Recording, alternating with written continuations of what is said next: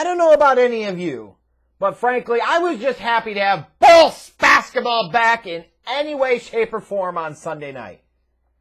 It's been too long. We need it as Chicago fans. And certainly the Bears aren't giving us anything to be proud of. The Bulls, have a chance to do something pretty nice this year, maybe even special. So, to have to go a week plus without them sucks. Yeah, I've been fiending and itching for Bulls basketball to come back. And thankfully it did on Sunday night. So, I was just happy about that. Whether they won or lost this game to me was irrelevant because I was assuming you're still depleted, still without some guys. You're also looking at this team and you're saying, okay, you've had this time off. Guys are going to be rusty, even more rusty in some cases because like a Kobe White's been out for 3+ weeks.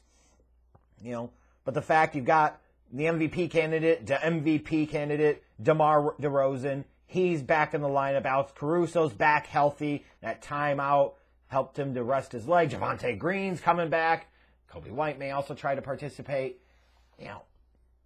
Feeling good about things. Al, I will say, like them facing the Lakers and facing LeBron James and Russell Westbrook and Carmelo. Hell yeah, I want him to beat the fucking Lakers. You damn right.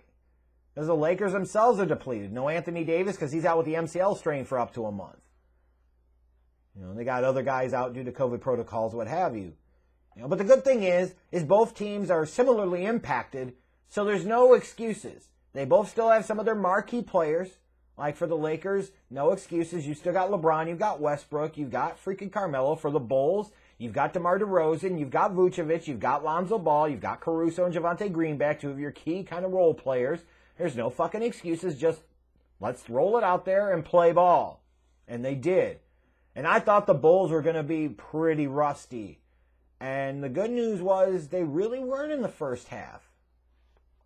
Especially in the first quarter. They were up 28-22 after one.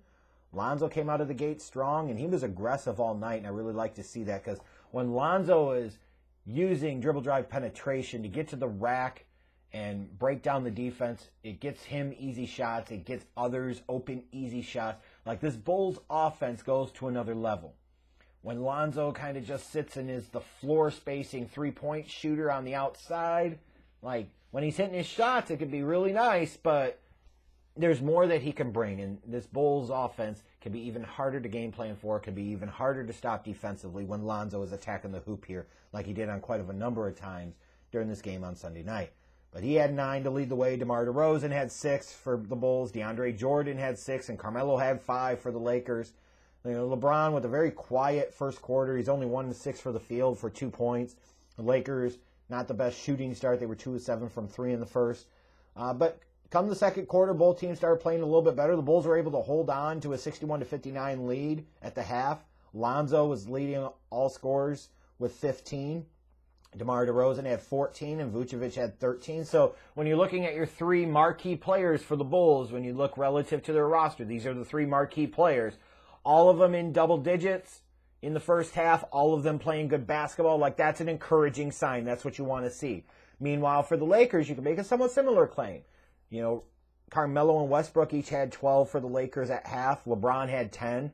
It felt kind of like a quiet, just first half, like LeBron was just kind of going through the motions. But still, to have your 3, you'd argue in this spot, based off of their lineup, 3 best players, all in double figures, you feel like, okay, at least you got your marquee players are playing well. The Bulls have their marquee players playing well. We got one here in the second half. And the Lakers came out and they were strong in the third quarter. In fact, they were up 84-83 after 3. Like, for the different things I could say about LeBron James, one thing I can't say is that he doesn't have those times where he could just totally and completely impose his will and take over a game. He absolutely can, and he did in this third quarter. He had 12 points in the quarter, and it's a big reason why the Lakers were able to take the lead. Now, beneficially for the Bulls, they had Alex Caruso come out, and he had double digits in that third quarter against his own team. It's the old Alex Caruso revenge game, bitches, and we're all here for it. But, at this point in time, Lakers are up 1 after 3. I don't feel bad about the Bulls' chances. I don't feel great about the Bulls' chances. But the reality is, I'm like, either way, This Bulls team came out after that time off and still missing some key pieces, and they're not playing terrible basketball. They're in a position where they can win the game in the fourth quarter, and that's all I could really ask for. That's all any of us could really ask for. So whatever happens, happens. And boy, did it happen. Because DeMVP, DeMar DeRozan, took over in this fourth quarter. He had 19 points in the fourth, finished the game with 38. Like, if you were wondering before who's going to be the alpha dog for this team, who's going to be the one to take the big shots, who's going to be the one to take over in the clutch when this team really needs it, well, we should know by now, Bulls fans, it sure as fuck isn't Zach LaVine. It is DeMar DeRozan. This type of performance is what I point to and say, this is why DeMar DeRozan is at least a top 5 MVP candidate at this point in time in the NBA season. At least. It might not feel like the biggest, boldest take, but the reality is he is. He's been the best player on this Bulls team this year, the most important Bulls player this year, and you saw it here in this spot on Sunday night because they needed somebody to step up and be that alpha dog, and he absolutely was. The Bulls ended up winning this game 115-110. Fuck them Lakers. They swept the season series on them.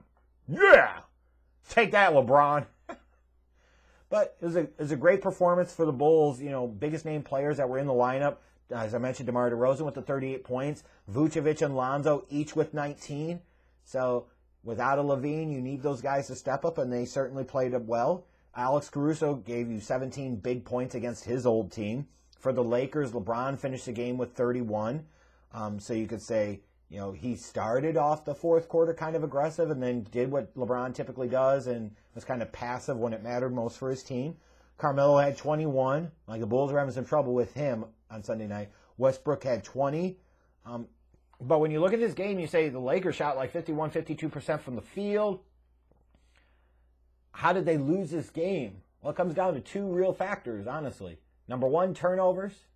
They had 19. The Bulls only had 10. And the Bulls are doing a better job of taking those turnovers and converting them into points. The second thing is a free throw line.